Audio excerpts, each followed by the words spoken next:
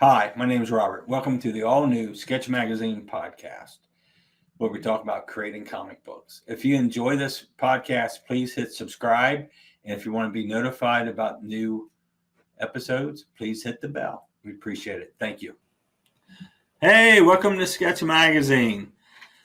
I'm Robert. I'm back with Chris. I'm Chris. Hello. Hey, Chris. How you doing? Doing pretty good. How about you? Good. Last week we discussed whether it was character or stories. Mm-hmm. So this week we sort of played around and discussed, and we decided to say the next step is, of course, with a comic book, you have the ability to control the look of the book. Mm-hmm. Whether it's you're drawing it, you're the artist. I wouldn't want to be the writer, the artist. No, wait a minute. I've done that before. Yeah. No, I don't want to do that anymore. It's just too many jobs. But say then if you're the artist, then you already know the look and feel that you want. But if you're going out to find an artist, so like you've got two projects and they look different. Danger Tours looks different than Freaks and Gods, which looks different from Unit Prime. So all three of your main books here all have a different feel to them. Right. So what made you let's bring up Danger Tours. Okay. What made you go with that type of style with Danger Tours? Because it's an all ages book, and I just think that the stories are also kind of whimsy and ridiculous. So it's fun. It's fun. Yeah, it's a fun book, right? Yes, it is. And I just wanted that cartoon, like it was a cartoon from Saturday morning or on paper. And if it was too serious, if it was hyper rendered and too realistic, I think the characters would be kind of creepy if they were drawn like. Maybe. One's a dog head, it's got a cylinder for a head. I mean, that's kind of creepy. But so that was the whole point of that, was to try to keep it fun and whimsy. With Unit Primes, which is an old book, I'm surprised you even mentioned it. I love Unit Primes. The first one was by a guy named Federico Zumel, Fed. I remember Federico. Yes. And his style was just, I wanted something different. I wanted the book to have feeling and emotion, and I wanted the art to do that. Right. And his stuff just jumped at me. But then the second volume, I hired a guy by the name of Giuseppe D'Elia, which is the guy who did Danger Tours for me, and is now working on Freaks and Gods with me. So he's quite versatile. He is. His style is very versatile. Right. And with Freaks and Gods, it's a classic superhero type book. So I wanted the big and the bold and the, Mm-hmm. But you still went with that early superhero look for it, though. That was the concept, right? Right. Yeah. Was to get that golden age, silver age. Okay. So that's the thing. I always. Okay, I know what you're saying, but it isn't like I'm going for that look. Really? That's my look. I know. He draws it a certain way, very superhero comic booky. I'm the inker on that book. Mm-hmm. I'm the one who adds super huge thick lines and because that's just my style. Right. Same thing with the writing. If I'm going to write a superhero book, that's to me what a comic book superhero book should be. Just like that.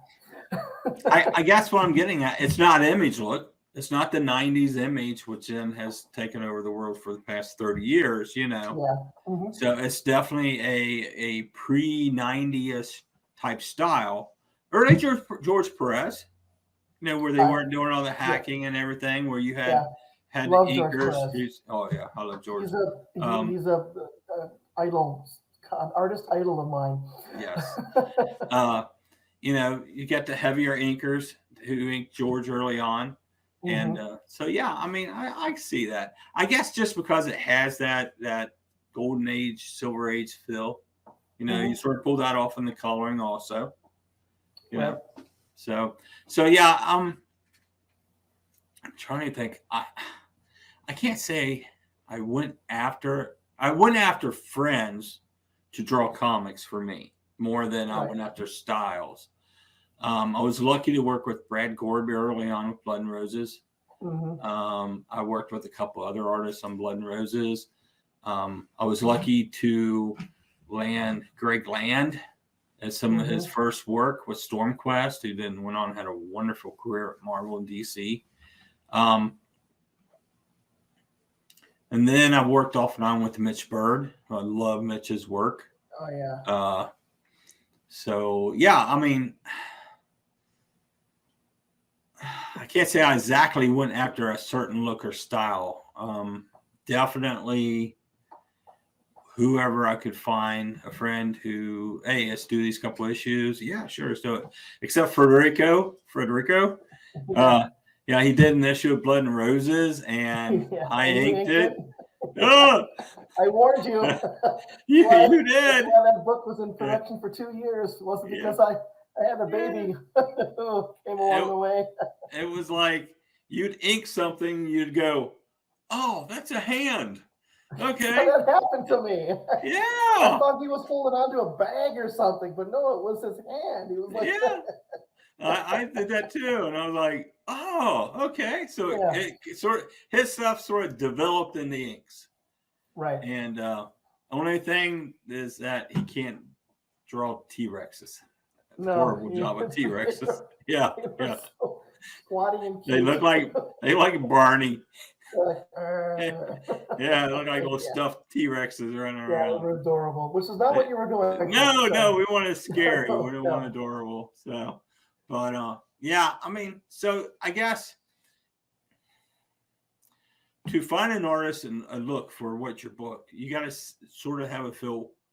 You got to almost put your marketing hat on and go, okay, where is this going? Like you, all ages. So you had a certain look for Danger Tours.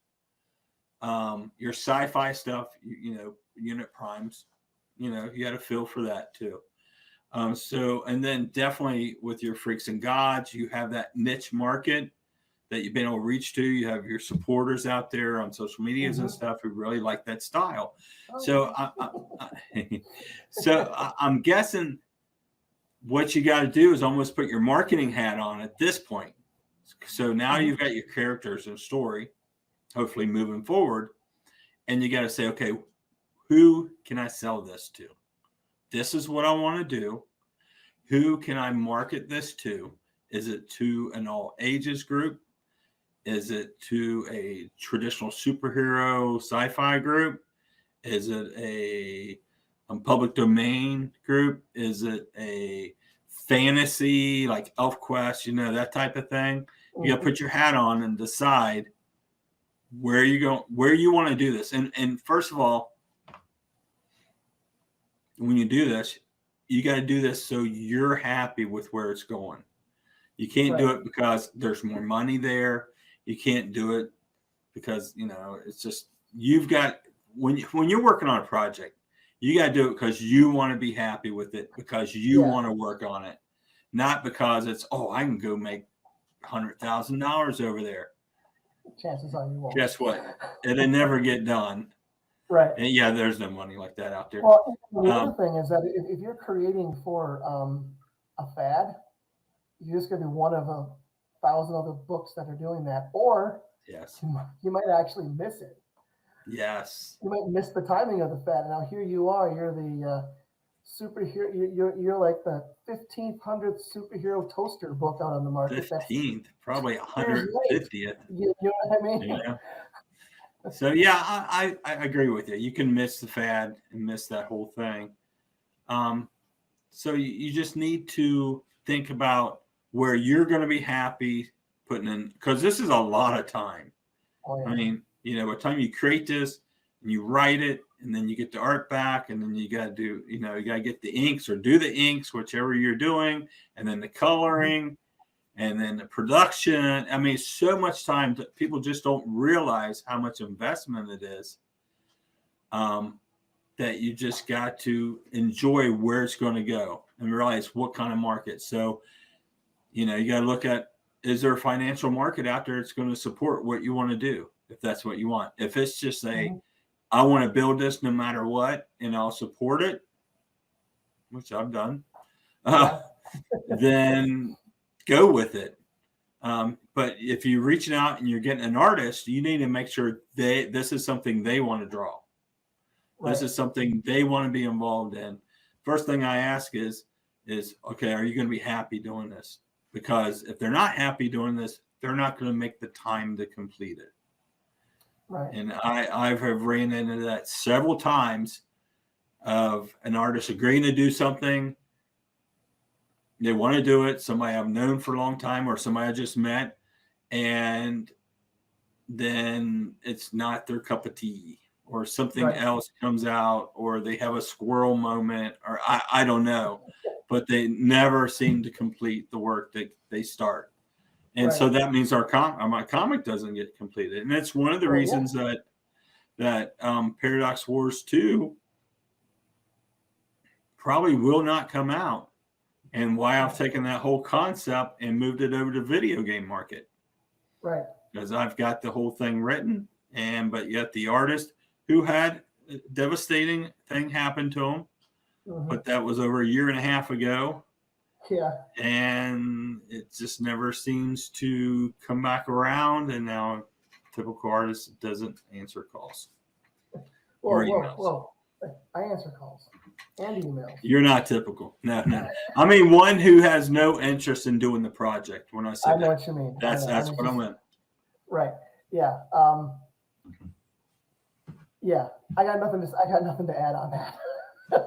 Because I've only hired 3 artists in this journey of mine. Oh, hold it, 4. I lied. 4. Right. And only one of them was like, if I had done another book with that particular person, I think I would be telling the exact same story. Right. But you knew when to end it. But yeah, it was done. I was already, he had finished the issue and we were already talking about another one. And I'm like, It's amazing. One of the projects was Camelot Forever. And the artist came on, did some pages, did a few illustrations, did some characters. Okay. There was some money exchange work was never done. And it went on for a while. And finally, I lost interest in doing it as a comic because I'm like, it's not going to follow through. So then I let it sit for a while and then decided to do novels with it. And that's, Camelot Forever, Lancelot's Redemption. And then this summer, Camelot Forever, Pendragon's Return comes out. This was the comic book and everything that was done. Bill Nichols and I expanded it, took it in other directions. So I personally had the same thing happen to me with Paradox Wars. We did the Kickstarter last year, did the first issue, Mitch Bird artwork, reached out to an artist. He did a beautiful pinup for it that we used during the Kickstarter. You inked it. You did the art direction on that. And then just can't seem to get the ball going on issue 2. He's had it for over a year. Yeah. So it's sort of like, and Paradox Wars, for me, that's my superhero universe. It's like bringing everybody I've ever created and throwing it into my, Infinite Crisis type thing with Paradox Wars and just having fun with them. So then, I'm looking at going, okay, what am I going to do? And I decided, for people who don't know, I own a video game store, retro video game store. So I'm surrounded by tens of thousands of games daily. Yeah. And in the past year, we've been reaching out and selling more of the indie game guys, the guys who produce their own games. It's like comics. They write, they draw, they get a look and feel for that game, and they produce it.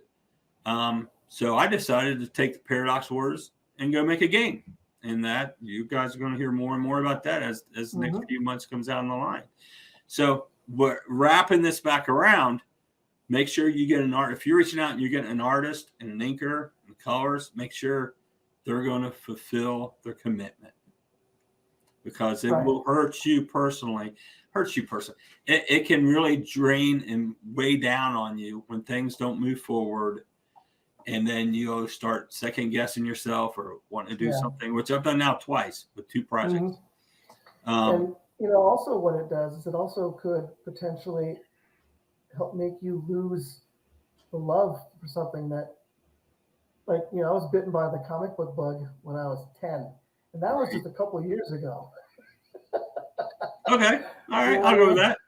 And yeah, there are times where this kind of starts to weigh on you, and then you're like, oh, this whole thing, oh my god, and that could be, I don't want to say tragic because that's kind of a heavy word for this, but yeah, I mean, it just drains you. So you're right. Make sure that whoever you have to hire is going to be on board. Right. I mean, it happened twice to me, and I took 2 projects in 2 different directions from comics, and I love comics. I mean, just like you, I've been producing comics for 30 years. I mean, I created a company with Blue Line to sell art supplies to artists, and we did Sketch Magazine for the comic artists. So I absolutely love comics. I love creating comics. I love sharing about creating comics. But it would just get to a point that I'm like, okay, I love creating comics and stuff, but I also love creating. So we'll have to wrap back around is what else you can do, and we can discuss other avenues that we have moved into. But definitely get a team together that will follow through. Try with a short story. Maybe that might be a good thing. 8 pages, 10 pages. You can always use short stories somewhere, whether it's an intro or back end of a story or something you put on the internet. You can and then see how quickly that comes together. And then, if it works out for you, great. If not, then you're going to have to change the wheels. This is a team effort. Right. And what you're trying to build is a team. You're building a team that's going to create comics, and you got to put all the right pieces together. And sometimes when it works, great. When it don't, you remove that piece and you bring somebody else in, and you just try to move forward. Absolutely. One thing I would say is that if you're going to do the art yourself, right, which is fantastic. Yeah. I mean, you have control over the look more than anything else. However, you also have to take a step back. I did this early on. Take a step back and say, okay, where am I deficient? And right off the bat, it's penciling. I draw very, very cartoony. And I know you're like, well, hey, wait, you hired someone for Danger Tours who draws cartoony. Second thing is I draw really slow. Right. Like really slow. Like I hem and haw over everything, and then Photoshop, I can move things. So you have to find somebody. Like if you're showing your art on groups or to friends, and they're like, wow, that's really great, but I keep seeing this thing that keeps reoccurring. Well, maybe you might need to find someone who colors better than you do, or give you some tips on lettering. Don't bring too much of an ego into it when you're trying to get your vision out there, because once it's done and your book is out there, people will get it. They'll see it. They'll, wow, that's you. And you brought these people along kicking and screaming, and they helped. Yeah. The key thing you said was get it done. Oh yeah, don't be. That's I think we talked last week about rewriting and rewriting. Yes. Yeah. You got to get it done. I don't know, when we were doing a lot of touring, I'd see these creators, and they'd be bringing me their newest project, and they were self-drawing and stuff like that. I'd see them at the same show the next year, and they'd only add a few more pages. And I'm like, you got to get this out and move on to the next thing and move on to the next things. I said, a lot of it was beautiful work, but they were spending so much time doing all this beautiful pinup work. They weren't getting any stories out. They weren't building. And you've got to do that. You've got to build a fan base for your team, for yourself.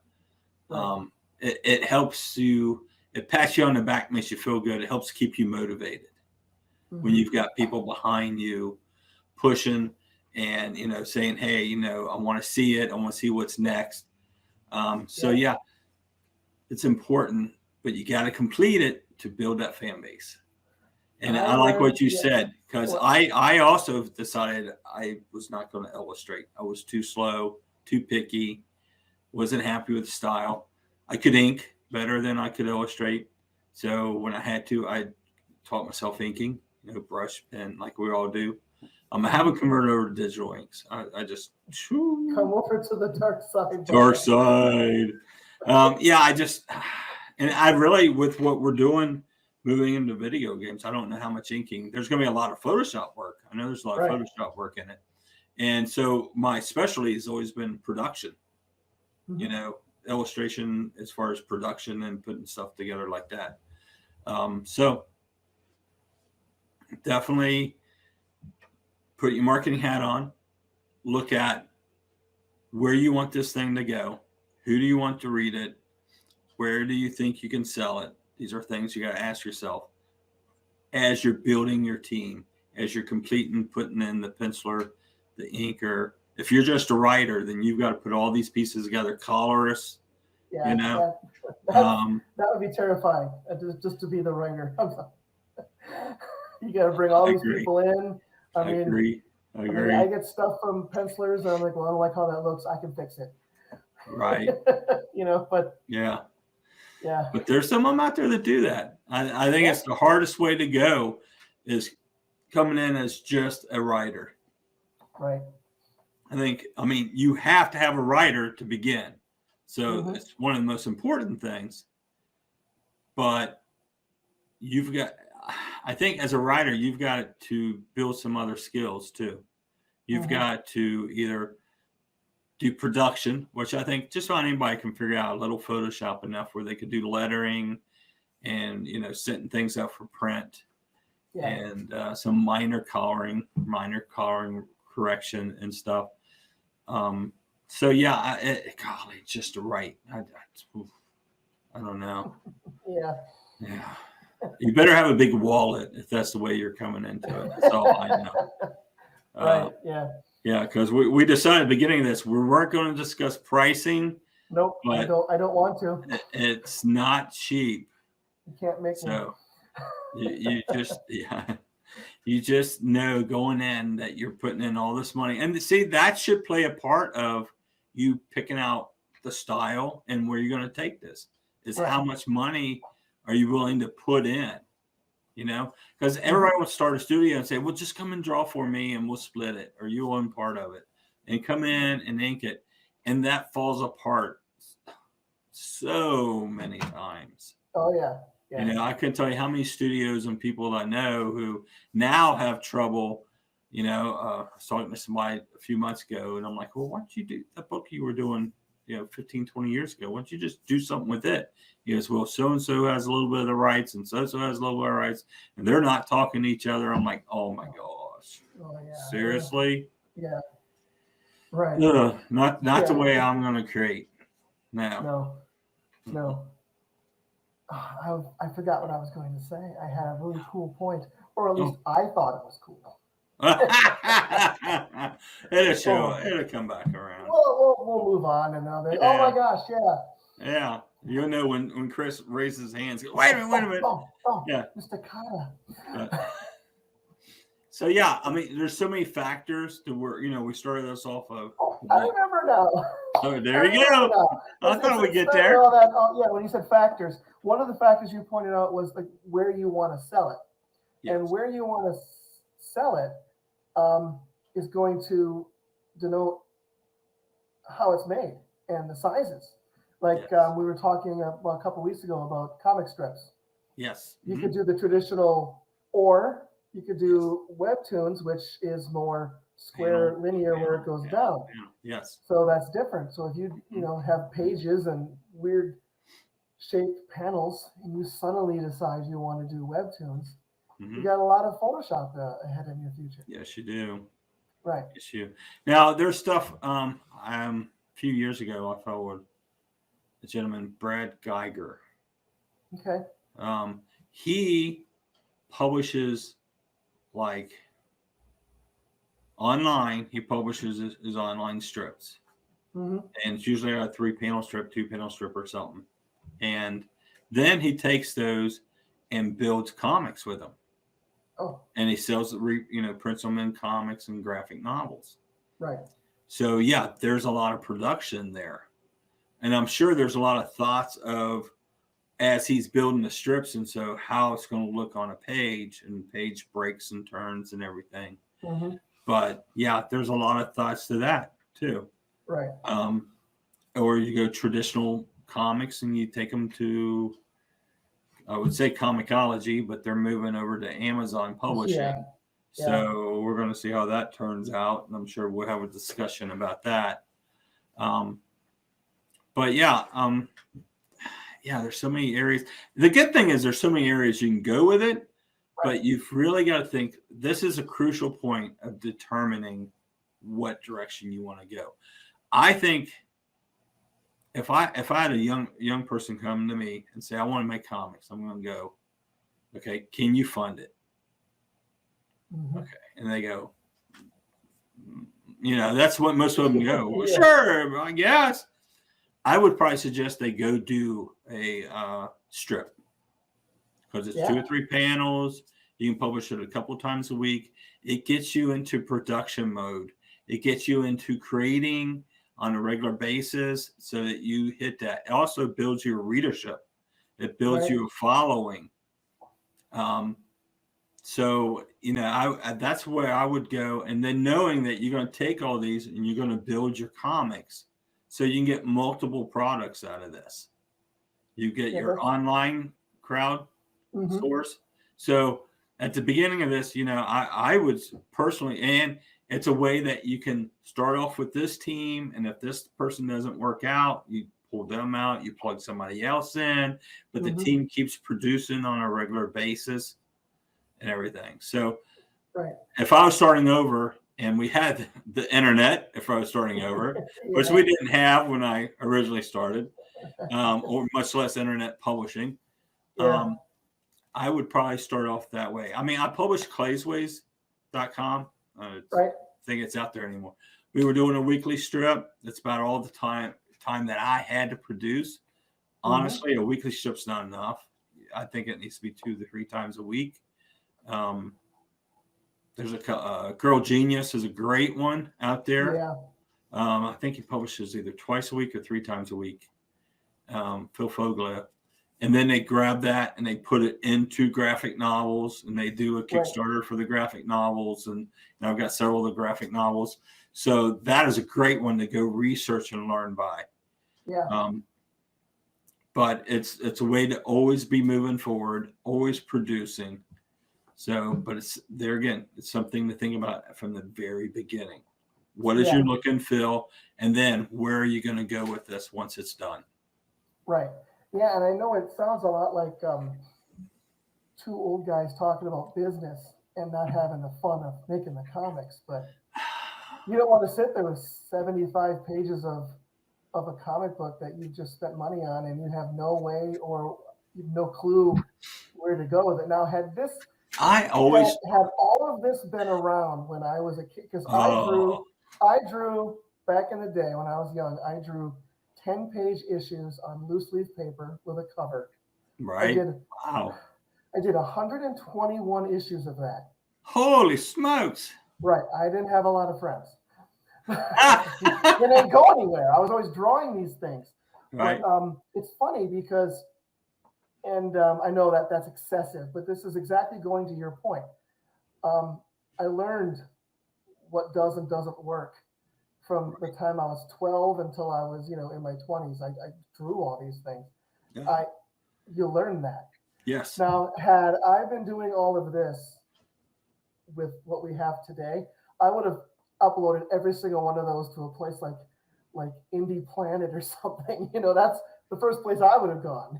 Right. The print-on-demand store, Mm-hmm. But I figured I was pretty happy with the 7 people who read my books every week or every 2 weeks.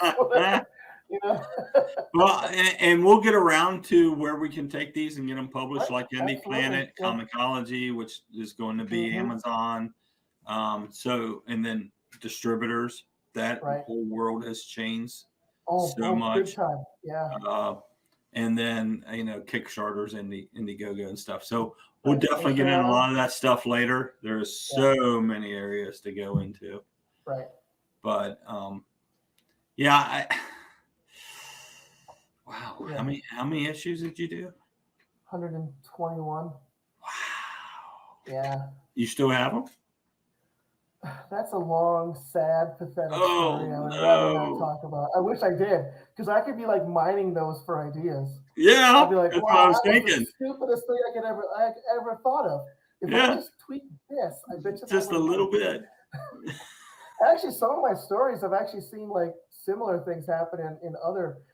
That's probably not all that unique. I mean, to other creators who've drawn a lot like that, they've probably run into stuff where hey, I did something similar like that, but I didn't sell it.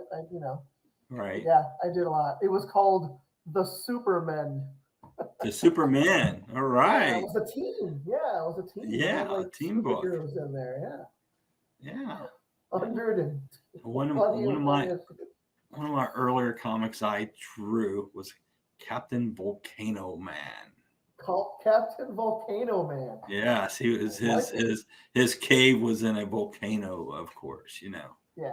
So, yeah. He was a captain. I like that. He was a captain too. Not major, he was a captain. So I think I liked Captain America and Batman sort of together. Yeah. What strikes fear in the hearts of men? Yes. Lava. Hot lava. Yeah. But only the shadow knows. But yeah, that didn't survive. No. So yeah, definitely. There's so many aspects. I know we always go to the business end, but that's important for you to figure out too. Absolutely. And at the business end, you got to decide look and feel, who you're going to hire, what kind of art direction are you going, how you're going to produce it, and where it's going to go. Right. So absolutely, yeah. Yes, that's a very important thing. And it can be a little scary. Yeah. When you're hiring artists, because I've done it. We've all done it. Well, yes. You and me. Yes. You and me. Many people have. Yes. Right. Yeah. But I mean, it is. Then again, if you're reading comics, you probably have a local comic book store. Yes. And you can find artists there too. Yes. Yes. Yeah. I was down at the shop here. For anybody knows me. I had a comic shop 10, 13 years ago, sold it, and it's still operating. And the new studio for Nostalgic Networks is in the shopping plaza that the store is in. Nice. So I ran down there yesterday because it was new comic book day, and I ran into Brian Level. Brian Level does stuff for Image, Marvel, DC, everybody, and he's a local artist. So we talked for a little while. I've known Brian forever. He did some Darkness Chronicles illustrations and stuff for me back in the day. So definitely local comic shop. You can hook up. You can find artists, or if you're an artist, you can find a writer. Definitely is a place to start. Definitely to go. So definitely. Good place to start. I gotta tell you, that seems like, I can't think of anything else except for just repeating what I've already said. Yeah, I know. Yeah. I agree. I think we nailed that one. Okay. Something I wanted to share at the end of this is that Sketch Magazine 47 will be coming out, but a little different than in the past. We're going to go with a Kickstarter. We're going to go directly to the audience. So if you're seeing this, be sure to sign up for a newsletter. There'll be links and stuff either on Nostalgic Network or on Sketch Magazine, or you can subscribe to our channel. Either way, you will be hearing more and more about this. Let me show you the cover. The cover for Sketch 47, I believe we may have a few Wynonna Earp fans. And for some reason, there it is. Boom. Sketch 47 will feature my friend Bo Smith, who is the creator of Wynonna Earp. Wynonna Earp, that's the one on TV. Did you get to watch that sci-fi show? I don't have. It's fantastic. Yeah. We actually talked to Bo about taking a comic book and making it into a TV show, because he got to know all the actors and get to know the writers and stuff from the TV show. And looking forward to it. So 47, cool. We hope to have let me change this back. We hope to have the preview. Is that what it's called for a Kickstarter, where you can go ahead and you set it up, but it doesn't go live, but you can go in and bookmark it Right. I think it's called a preview. I'm hoping to have the preview up the next 2 to 3 weeks. And then we'll, of course, talk about it here. I'll have links in the different videos. And then that pushes us out to early March. So we're looking at mid to late March of doing the Kickstarter. I can tell you right now, all the articles are already in. We're wrapping up the interview for that issue. We've got some really cool things. We reached out to the artist, Chris, who drew the issues for IDW, and he did us a pinup. And we're going to use that in the Kickstarter. So if you're one art fan, you're going to want to follow this Kickstarter. We also got some Blue Line products, and we're going to reach out and create some new products just for this Kickstarter, like some sketchbooks and stuff like that. Some staple sketchbooks. So we're going through, we're having meetings, we're discussing all those items, getting pricing on it so we can offer it through the Kickstarter. So it will be coming along. Another thing is, if you have questions, today I created an email at sketch@nostalgicnetwork.com. You send me a message, it comes directly to me. Doesn't get filtered, it comes directly to me.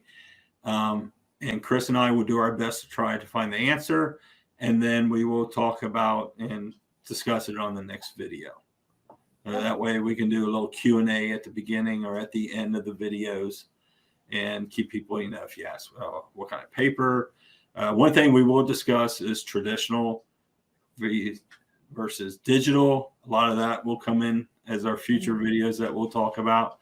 Yep. So looking forward to that. yeah, that should be interesting. And though I'm going, my opinion's changing a little bit, I guess. But before, hey, it's all about business, and I was selling paper, so hey, what can I say?